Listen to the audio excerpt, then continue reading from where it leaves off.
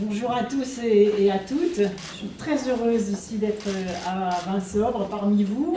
Je suis venue ici parce que c'est un dossier difficile.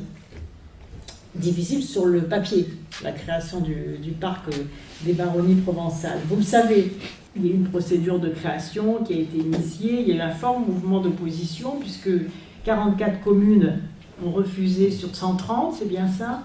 Il y a vraiment eu, je pense, une incompréhension entre des gens qui ont eu peur de la création d'un parc national, c'est-à-dire qu'on referme ce territoire, qu'on empêche les gens de chasser, de ramasser des champignons, de vivre leur vie de tous les jours.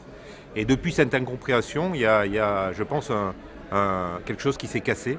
Et malheureusement, on n'est encore pas arrivé, je pense, à rétablir la confiance. Et en face, c'est quand même embêtant, si vous voulez, qu'une dynamique collective soit empêchée par un certain nombre de petites communes. Moi, je voudrais m'adresser à elles. J'ai invité tout à l'heure les maires, je ne sais pas s'ils sont là à rentrer dans la salle. C'est un cadeau, un parc. Naturel, ça valorise. Bon, vous rentrez, allez, venez. Tout va être valorisé. On peut rentrer, c'est bien.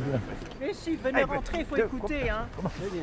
Je voudrais leur dire que le label d'un parc, ça donne de la valeur au territoire, ça donne de la valeur aux maisons, ça donne de la valeur aux terres, ça donne de la valeur aux produits, ça va permettre aux artisans de créer des activités, des emplois, de prendre des apprentis. C'est une dynamique collective extraordinaire à partir d'une valeur fabuleuse.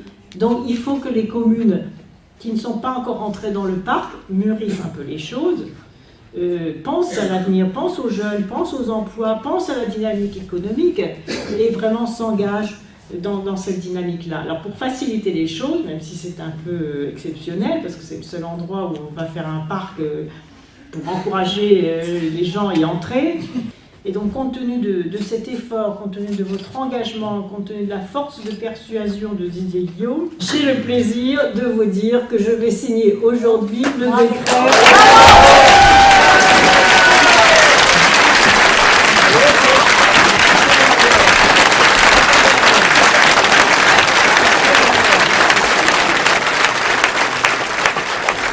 Vous avez maintenant ce parc entre les mains, faites-en le meilleur usage, bichonnez-le, soignez-le, valorisez-le, créez toutes les activités et les emplois qui sont autour, faites-le connaître, faites-le aimer. Et je crois que dans cet engagement, dans cette action pour laquelle je vous félicite, eh bien, vous avez non seulement servi la cause de ce territoire, mais aussi celle des générations futures. Bravo! Et ça va être vraiment une bouffée d'oxygène, c'est porteur d'espoir pour nos territoires et nos territoires ruraux en particulier. On va pouvoir développer tout en tenant compte de nos territoires, de nos paysages, des gens, mais ça va être très fédérateur et très porteur. Et on en a besoin parce que des activités ici économiques, il y en a peu. Et donc ça va nous permettre justement de porter nos produits, de porter notre territoire. C'était fondamental, on l'attendait. Ça a été difficile et c'est une décision courageuse et on l'apprécie vraiment à sa juste valeur. On lui en sera éternellement reconnaissante. Voilà, alors je vais signer.